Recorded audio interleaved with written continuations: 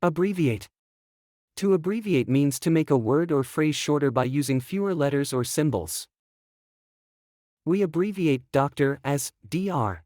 USA is an abbreviation for the United States of America. In writing, we often abbreviate long phrases so that they are easier and quicker to read or write. During the test, the teacher asked us to abbreviate some words to save space and time. Shorten, to make something smaller or quicker. Cut, to remove part of something. Simplify, to make something easier or shorter. Other similar words: trim, condense, reduce.